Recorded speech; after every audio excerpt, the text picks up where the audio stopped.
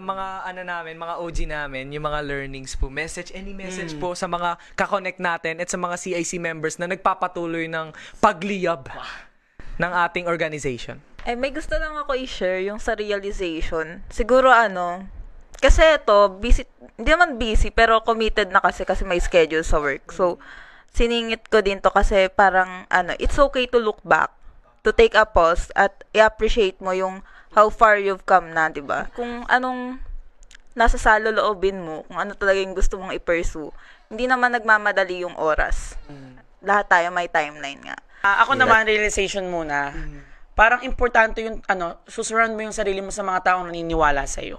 Na, sabi nga doon, tell me who your friends are and I will tell you who you are. Kasi, alam mo, kung hindi ako napasama sa grupo nila, Carlo, hindi ako magiging iconic hindi ako mag-e-explore.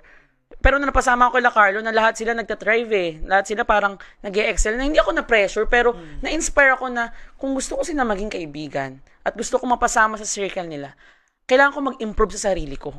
Tapos habang yung mga moment na nag-i-improve ako, tinatry ko mag-explore, may naniniwala sila sa akin. Kaya parang, malaking tulong kung ano yung sinasama mong circle Yung binibigay nila sa yung mood, yung emotion na pinaparamdam nila sa yung sobrang laking impact niya sa college life ko.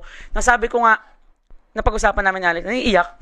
Wala akong home friends Wala akong kaibigan na i-chat ko dati yung pag may problema ko. Wala. Pero nung nakasama ko sila na yung, yung pag may nangyayari sa buhay ko, sila yung kailangan kong sabihan. Vocal naman ako, yan lagi yan. Kaya, tsaka, lagi ko silang namimiss. Tapos, sa message ko naman sa lahat ng students and iConnect members, treasure this moment. Kasi ako I would trade something para bumalik sa moment na to. Kaya sabi ko nga, treasured and enjoyed. Kasi sabi ko, iba talaga yung work Iba yung iconic, iba yung work. Tsaka i-treasure yung trust na binigay ni Ma'am Jen na wini-outcome kayo sa team kasi hindi lahat nabibigyan ng chance na. Alaman. So ako naman, CMU Iconic kasi feels like family. 'Di ba? And kaya nga sabi ko dati, after school, aalis lang kami with the friends. Pero ngayon, sila na yung humihila sa akin dati lalo nang daming trabaho sa Iconic. Ano pa yan? Nandiyan ka na naman sa CIC. Tara na, umalis na tayo, umuwi na tayo. Or may pupuntahan pa tayong iba, laging sobrang busy. Diba? So yun, it's really a source of inspiration for me. And talagang I feel the love of family doon sa loob din ng CMU Iconic. So kayo, yung mga members,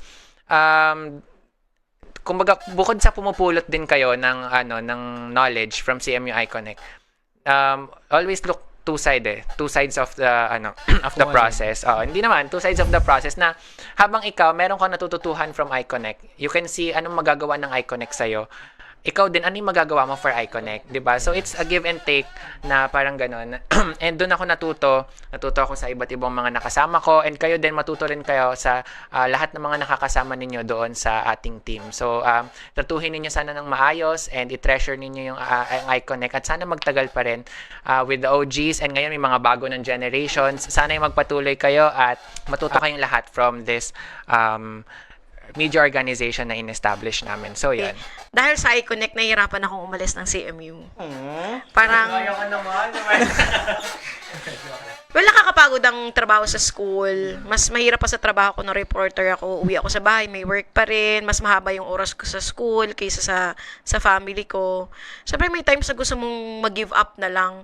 Kaso, how can I give up kung ang daming nakadepend sa akin?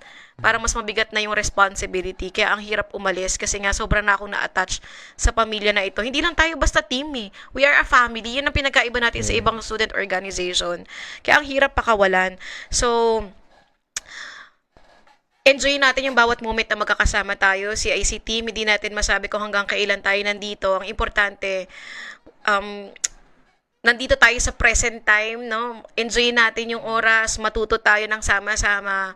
Maraming salamat sa inyo, mga anak ko sa CIC, dahil binigyan nyo ako ng panibagong purpose in life. And nakikita yun ng mga dati kong katrabaho sa media.